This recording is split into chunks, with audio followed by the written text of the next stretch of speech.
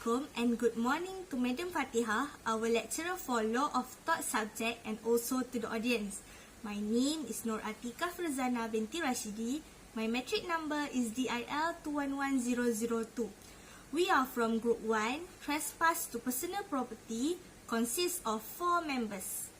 NORINA binti AFFANDY, DIL 211019, Muhammad IQMAL JOHANIS bin JEFRI, DIL 211010, Muhammad ALIM bin Muhammad ASSIR, DIL 211018. Introduction: Trespass to person, trespass to land, and trespass to personal property are examples of international torts. One common thread in all of these torts is the defendant's mental state, in which the defendant willful does the tortious act. If the defendant acts carelessly, the cause of the action would be negligence rather than trespass. The principle derives from the first read of Trespass de bonus asportatis. Trespass of chattels happens when someone utilizes another person's property without permission. Trespass to chattels and conversion are easily misunderstood because they both deal with inappropriate interference with personal property. As a result, proving that the defendant acts knowingly is the key component in establishing trespass. The main elements of trespass include a positive conduct, a direct act of the defendant to the plaintiff, and the tort is actionable per se, which means that the plaintiff does not have to establish the injury or loss. It is described as an improper and direct interference with the custody of another's good. This tort protects the plaintiff's interest in continuing to have ownership of his property, in the physical state of his property, and in maintaining and protecting his right to non-interference with his property in all areas. As with most other sorts of trespass, the only way to obtain redress is to demonstrate that there was direct interference, regardless of damage, and that the infringing party failed to refute either negligence or purpose. Chattel refers to any personal property, whether movable or not. Trespass to chattels does not include real estate or other types of land interests. In order to prove trespass to chattels, you must demonstrate the following elements. Intent to trespass. The mere intent to commit the conduct sufficient to establish this element of trespass. Secondly, there must be an authorized unlawful interference, which means the individual interfered with or dispossessed the chattel without the owner's permission, as well as the interference of chattels. Trespass to chattel is committed by another of chattel, utilizing or interfering with a chattel in the possession of another or causing damage to the chattel. Dispossession of a chattel is considered interference, although it must be less than conversion. Assalamualaikum warahmatullahi wabarakatuh. My name is Muhammad ALIM bin Muhammad ASSIR. My metric number is DIL 211018. Now I'll present about the definition for the trespass to personal property. Trespass to personal property, also known as trespass to chattel, is a tort in which the infringing party intentionally interferes with another person's rightful possession of a chattel. Based on dictionary, general definition of trespass is unlawful act causing injury to the person, property, or rights of another committed with force or violence, actual or implied. Next, general definition for personal property is an estate or property consisting of movable articles, both corporeal as furniture or jewelry, or incorporeal as stocks or bonds. In addition, the definition for a chattel is a catch-all category of property mostly associated with movable goods. At common law, chattel include all property that was not real estate and not attached to real estate. Examples include everything from leases to cows to clothes. In modern usage, chattel often merely refers to tangible, movable personal property. Based on Section 140, Subsection 5A of the Insurance Act 1996, property refers to any mobile and immovable property in Malaysia, including any ship or aircraft registered there.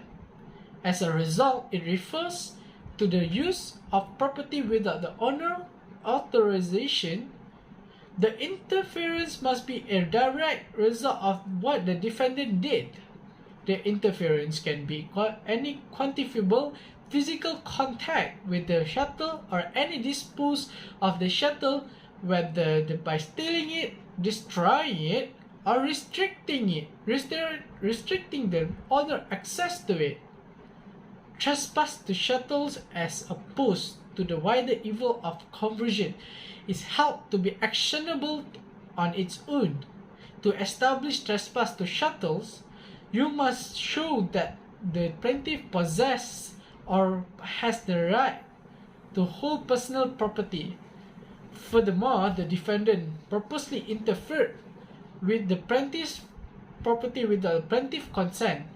Following that, the defendant took ownership or used plaintiff property. Finally, the plaintiff was harmed as the result of the interference. These all under Section 22, 23 and 24 of the Penal Code, Article 13 of the Federal Constitution, and Section 140 of the Insurance Act 1996. Now, I'll pass to the next presenter, which gonna talk about the types of trespass to personal property. Thank you. Assalamualaikum warahmatullahi wabarakatuh. My name is NORINA binti AFFANDY and my match number is DIL 211019. In this presentation, I will explain to you about the types of the trespass to the personal property. Trespass is defined as the improper use of another person's property without his or her permission. Trespass falls into two categories under international laws, which are trespass to chattels and trespass to land. Trespass to chattels, it is under Federal Constitution in Article 13 of Right to Property. Firstly, there's no one may be dispossessed of their property unless it is done in conformity with the law. Secondly, there should be no legislation that requires the coercive acquisition or use of property without fair composition. Personal property is divided into three categories, which are tangible, intangible, and listed. So what are those? I will explain one by one. Firstly, intangible personal property includes things like stock and bonds, as well as intellectual property like patents and copyrights. Next, tangible personal property includes physical objects like vehicles, furniture, and household goods. Lastly, personal property that is listed can be used for both business and personal reasons, such as a vehicle or computer that you use for both work and personal purposes. Another differences between personal property and real estate is that personal property requires more risky collateral. If you owe a creditor money and don't pay, the creditor can seize your house to recover the money due to him or her. However, if the creditor tries to place a lien on your property, the lien will be removed. When it comes to personal property, it is easy to take it with you to sell it before he or she may claim it as a payment for a debt. You must demonstrate the following components in order to prove trespass to chattels. First, intent to trespass. The mere intent to commit the conduct is sufficient to establish this element of trespass. You don't have to establish the intent to hurt a specific person. Second, there is a lack of consent from the owner. There must be an illegal and unlawful interference, which means that the person interfered with or took possession of the chattels without the owner's permissions. Finally, there is a chattel interference.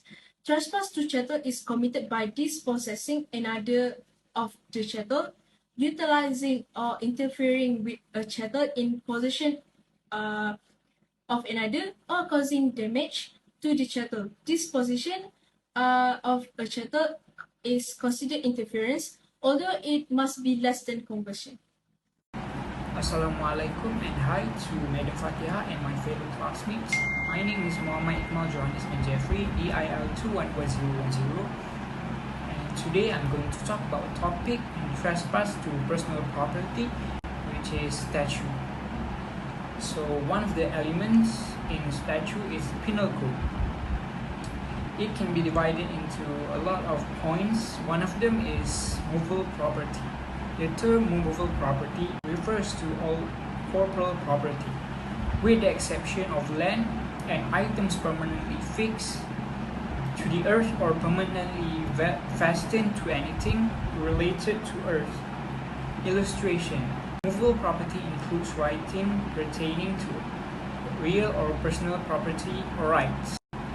Secondly, number 23, wrongful gain and wrongful loss.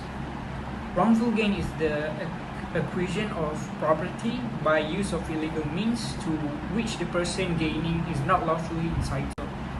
Wrongful loss refers to loss of property that the person who loses it lawfully entitled to. When a person retains and acquires incorrectly, he or she is said to gain incorrectly. A person is said to lose unlawfully when he or she is unwrongfully held out of any property or deprived of anything. And lastly, number 24, dishonesty. Anyone who performs something with the goal of inflicting unjust gain or loss to another person, regardless of whether the conduct really generates wrongful loss or gain, is said to be acting dishonestly. Exploitation. Whether there was a purpose to cheat or deceive someone is relevant in the case of criminal misappropriation of criminal breach of trust. Another exploitation is whether there was a purpose to cheat or deceive someone is relevant in the case of criminal misappropriation or criminal breach of trust. 27. Property in possession of wife, clerk or servant. Property in the hands of a person's wife, clerk or servant on his or her behalf is considered to be in that person's possession under this code. Exploitation: the clerk or servant within the meaning of this section is a person engaged temporarily or a person on a specific occasion in the role of a clerk or a servant. Okay, so the next point is Federal Constitution. Article 13, Rights to Property. No one may be disposed of their property unless it is done in the conformity with the law. Number 2, there should be no legislation that requires the coercive accusation or use of property without fair compensation. Insurance Act 1996. Provision relating to policies. Section 140, Insurance of Property and Liability. Number 1, no person shall injure or cause to be injured property or liabilities with an injurer other than licensed general insurer unless the bank has given its previous written consent. The fine is set at 500,000 ringgits. Number 2, the bank, after consulting with the minister, may authorize the paragraph 1 for the insurance to be effected outside Malaysia if it is satisfied that the insurance of the property or liability is not available from any licensed general insurer. Number 3, the bank may give a permission under paragraph 2 for such a period of time and subject to such condition as it sees fit. Number 4, within the time periods mentioned in the notification, a person shall provide to the bank such information on the insurance of any property or liability as the bank may demand by notice in writing. The fine is set at 500,000 ringgit. Number 5. The section contains the following information. A. Property refers to any mobile and immovable property in Malaysia, including any ship or aircraft registered there. B. Responsibility refers to a person, liability to a third party who is a Malaysian resident. So the next point is trespass to personal property is elements. Generally, in order to prove trespass to chattels, there are some elements that needs to be shown. One of them is lawful possession. The possession of a controlled substance obtained in compliance with state or federal law is referred to as lawful possession. The person in the actual possession of the chattel at the same time of the interference is the only person who can sue for trespass to chattel. The plaintiff just needs to show that they had actual or constructive possession of the chattel at the time of the defendant's act, not that they cannot own it. For instance, weapons may be legally possessed if they are required for the conduct of college approval program. Based on the case of Great Wesley Railway Co. v. Mostyn HL 1928, it was held that the ratio descendi cannot be constructed by combining the views of minority and majority judges in order to secure a memorial majority on a particular subject. Secondly, interference of result of defendant's act.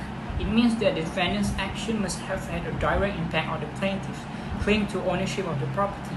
Trespass can possibly be defined as just handing someone else property without their permission or agreement. Trespass is usually defined as the act of stealing or otherwise taking a chattel. A right of action in trespass does not require the plaintiff to establish actual martial damage to the chattel. Based on the case of Singh v. Waiwa Trading Co. 1962 MLG 189, the defendants, on discovering the whereabouts of the goods, enter into the plaintiff's store without the permission and remove some of the goods. Lastly is fault. In each field of law, fault refers to legal blameworthiness and liability. It must to be apparent that the defendant was at fault for interfering with the chattel. If the court determines that the interference was not deliberate and that the defendant was not careless, liability will not emerge. Trespass to chattel shares some characteristics and features with the tort of detune and the tort of conversion, or overlaps with them. Typically, a party who has incurred loss and harm will file a lawsuit for all three torts in the hopes of winning at least one of them. The San Andreas Fault, which shifted more than 6 meters 20 feet during the 1906 San Francisco earthquake, and the Anatolian Fault, which moved more than 2.5 meters during the 1999 Izmit earthquake, are two well-known terrestrial examples. In Stanley v. Powell 1891 1 QB 86, the plaintiff and the defendant were members of a shooting party who went pheasant hunting. The defendants shot at pheasant, but the bullet ricocheted off an oak tree and hurt the plaintiff. Although caution is exercised, using for numerous causes of death in the same procedure can have advantage, including distinction in the feature of the three torts that protects commodities. As a result, casting a wide net while starting legal action may safeguard a plaintiff's chances. Based on the case of Singh v. Waiwa Trading Co. 1962 MLG 189, there was lawful possession whereby Seng Hong Trading Co. obtained possession of the goods with the consent of the seller within the meaning of Section 9 of the Factors Act 1889. Under Section 9 of the Act, the sale by Seng Hong Trading Co. to the plaintiff had the same effects as if Seng Hong Trading Co. were mercantile agents in the possession of goods with the consent of the owners.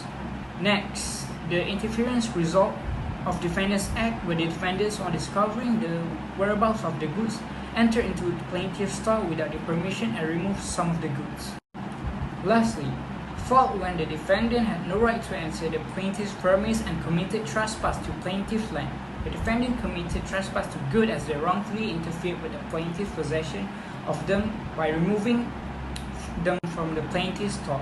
As the plaintiff had the rights of possession and the right of property in the goods at the time they were removed by defendants, the defendants clearly committed conversion of goods, and the plaintiffs were entitled to sue the defendants for it. Case 1. Singh against Waiwa Trading Co. 1962 MLJ 189.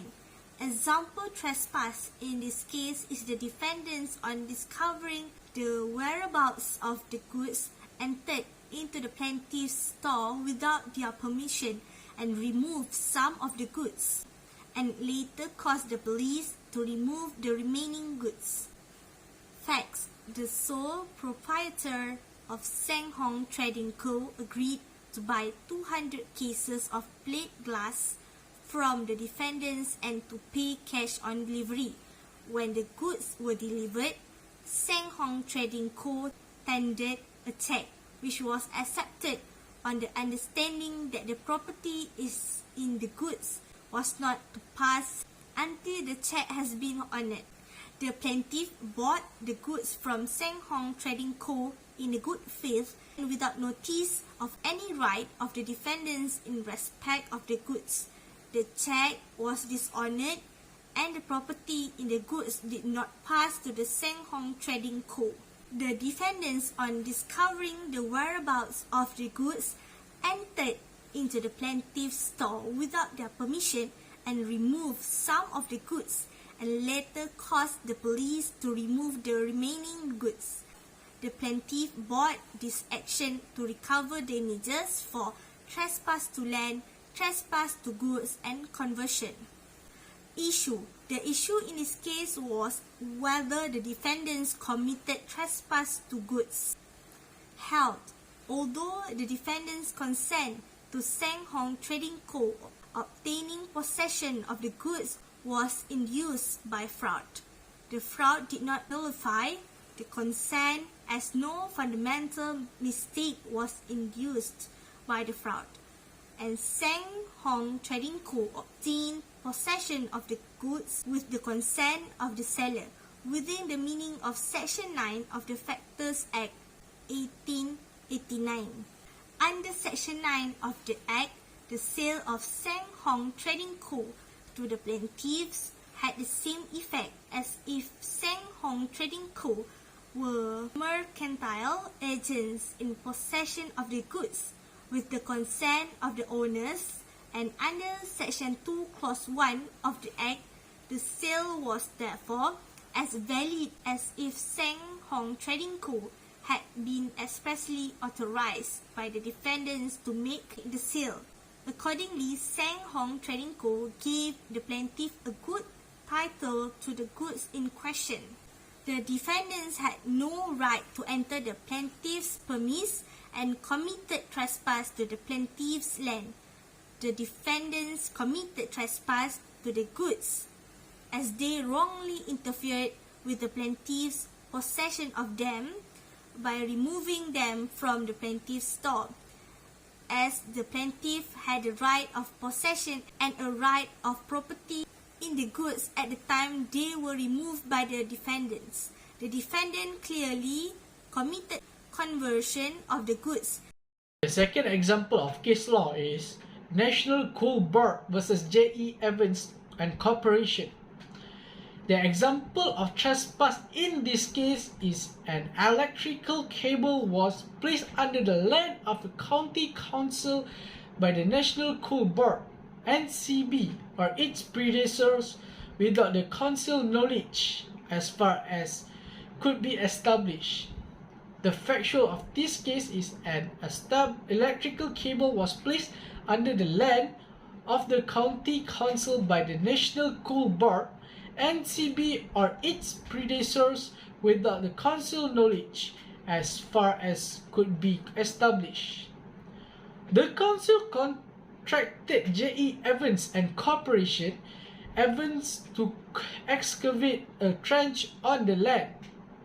Evans had no knowledge or indication there was a cable. When excavating the land, the cable was struck and damaged. NCB brought a cause of action for trespass. The issue is whether Evans could be found to have acted negligently when excavating even without knowledge of the cable. In the alternative, whether Evans' failure to give immediate notice to NCB that the cable had been struck amounted to negligence. It held no liability in trespass could be found since the act was involuntarily and accidental. The act of Evans was neither negligent or willful and was utterly without fault. The liability for negligence and injury lay with the NCB or their predecessor for failing to notify the council when they placed the cable under their land without the knowledge or consent from the council. The case of Waiwa versus Ward 1616 Hub 134 was applied in that, where a defendant is entirely with a fault. It is a good defense for trespass. Where the cable was hidden and put there without permission or knowledge, no blame could possibly be attached. The damage was therefore caused indirectly by the predecessors. To extract all the elements, lawful possessions, an electric cable was placed under the land of the county council without the council knowledge. The council have the right to know some information about things that happen in his property as he possesses the shuttle. Secondly, interference a result of the Defendants Act. NCB were to blame as they are the ones who caused the trespass at the property and made an impact on it. They should have let the council know about their action before rushing in to set up the cable. Lastly, fourth, the consequences of for NBC illegal trespass in the cable was struck and damaged when excavating the land. Thank you. Now I'll pass the presentation to the next presenter. Thank you. Lastly, I will explain about the last case, which is Wilson versus Lombang. Example trespass in this case is another Lombang representative accidentally took the car, thinking it was one of theirs. After realizing their mistake, Lombang returned it to Wilson. Fact of the case is Wilson purchased a car from Lombang. The Lombang salesperson had no authority to sell the automobile. Wilson took the vehicle to the shop for repairs, where he had a line of credit because he had previously utilized them. Another Lombang representative accidentally took the car, thinking it one of theirs. After realizing their mistake, Lombang returned it to Wilson. Wilson filed a lawsuit for damages for trespassing on the car. Issue in this case is whether Wilson's credit line with the garage affected his possession of the vehicle and whether he was entitled to trespass damages. Part of this case is following a review of the garage's previous interaction with Wilson, it was discovered that there was an implied term between Wilson and the garage, but no lien. Wilson had possession of the car, had never lost custody of it, and had the right of immediate possession. Wilson had custody of the car whenever he wanted because he could have demanded access to it at any moment. It was also important to note that when the representative picked up the vehicle, the garage rejected all liability, proving that the line of credit had no effect on ownership. Wilson was entitled damages for the complete sum of the repairs and the vehicle's value as a result of the vehicle being wrongly stolen. Lombang's wrongful occupancy of the car constitute trespass on Wilson property. What is a valid trespass to chattels can claim? In general, a person will be found accountable for trespass to chattels in any of conditions listed below. The individual takes the possession of the chattel from the other. Aside from that, the chattel is harmed in terms of condition, quality or value. Furthermore, the possessor is denied to access the chattels from an extended period of time. Aside from that, bodily harm is done to the possessor, or harm is done to someone or anything in which the possessor has legally protected interest. You can only recover real damages in trespass to chattels suit as opposed to nominal damages. Actual damages are calculated based on the lessen value of the chattel as a result of the defendant's action. Trespass on chattels is an example of the trespass. I will give you an illustration. Imagine your friend's name's Bob. Okay, assume you are watching a movie at your friend's Bob's house. You stand up to leave the movie. As you walk away, you notice a laptop on a coffee table and take it out. Assuming it was yours. In fact, Bob owns the laptop. His laptop is exactly the same model as yours. Even you truly believe that the laptop is belong to you, you are nonetheless guilty for trespass to chattels because you mean to take it. Remember that mistaken ownership is not a valid defense against trespass to chattels. In other words, it makes no difference if the person had no idea the item belongs to you. Possession or damage to the property is sufficient to establish the interference. As previously stated, mistaken ownership is not defense to trespass to chattels. However, in order to successfully to sue you, Bob will need to demonstrate that you caused the damage to the laptop or to Bob by taking it. Bob will unable to receive any compensation unless he demonstrates genuine harm. There are three classifications for torts to good. Firstly, we have interference of good. Trespass to chattel is based on wrong. It occurs when there is a direct and intentional or negligent act of interference with chattels in the plaintiff's actual possessions without lawful justification. The plaintiff must be in actual or constructive possession of the chattels at the time of defendant's act. An exception to the rules of the possession can arise when there is a bailment, that is, where there has been a transfer of possession, transfer of possession of a chattel from one person to another for a limited period of time. Secondly, we have conversion. Conversion occurs when a person deals with another goods in a manner that is inconsistent with the plaintiff's right to immediate possession. Conversion may be describing as a wrong committed by dealing with the goods of a person constitute an unjustifiable denial of his right in them or the assertion of rights inconsistent therewith. Thus, conversion may be committed wrongfully, which is taking possession of goods, disposing them, destroying them, or refusing to give them up when asked to.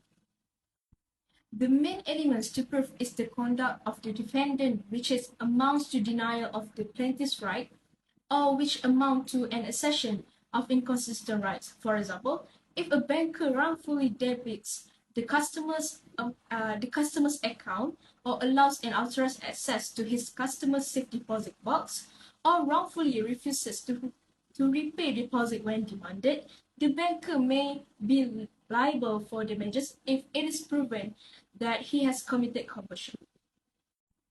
Lastly, we have detinue.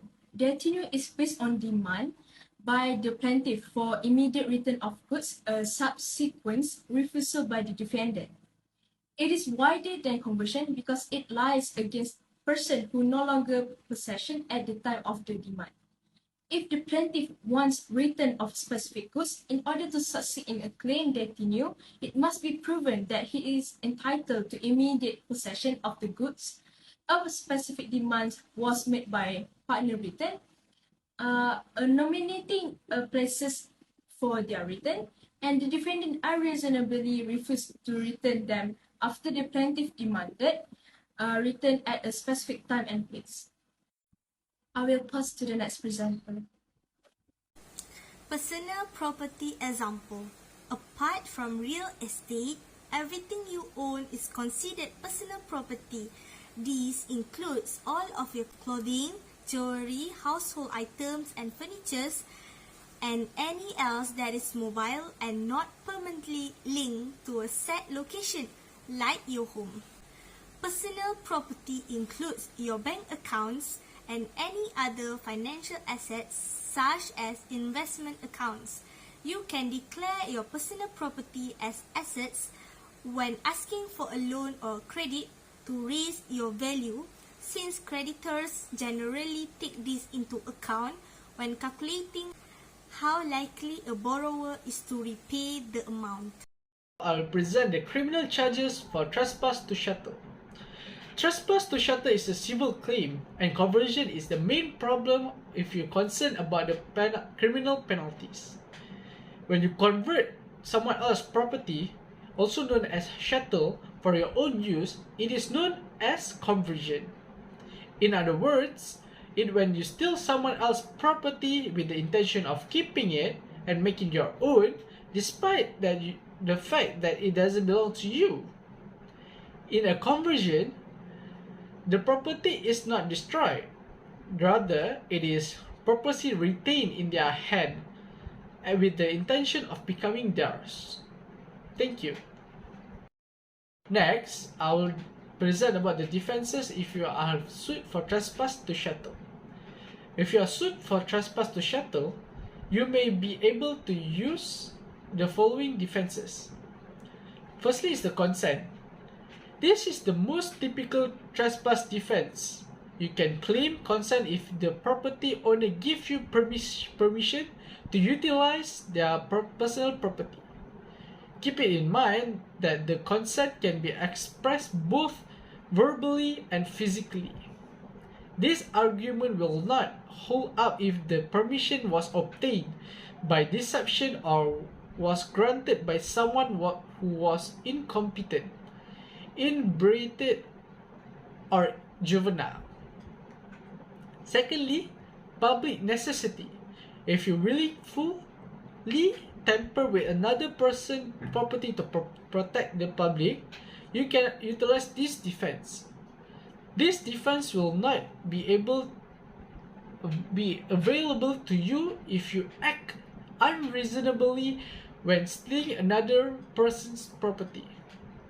If you grab another person's gun to prevent someone else from shooting up the entire building, this defense will be possible. Thirdly, the private necessity. When exploiting another person's property to safeguard your own interests, this defense can be employed only if you were seeking to defend yourself from death or significant physical damage. May you claim private necessity. As a result, this defense isn't as prevalent. Last but not least, privilege invasion to reclaim personal property. If you take someone's personal property because it is actually your own property, you can argue privilege as a defense. In order for this defense to be successful, the defendant must have taken your property or must be in the defendant's possession of an act of God, such as storm or flood. Thank you. Now I'll pass to the next and last presenter. Thank you. Lastly, for the last point of trespass to personal property, which is the conclusion. In a nutshell, trespass to personal property is deliberate interference with good in the possession of another. The interference must be direct in accordance with general requirement for trespass, which also apply in the case of battery and trespass to land. It is usually enough to touch the property. Moving, damaging, and using property continuous trespass. If a person holds good for a limited purpose and acts as if he has rights in excess of those rights, he may liable in conversion. If a person breaks another person's good, he may be regarded as having converted them. He must compensate the owner for the loss. Trespass to personal property, also known as trespass to good or trespass to chattel.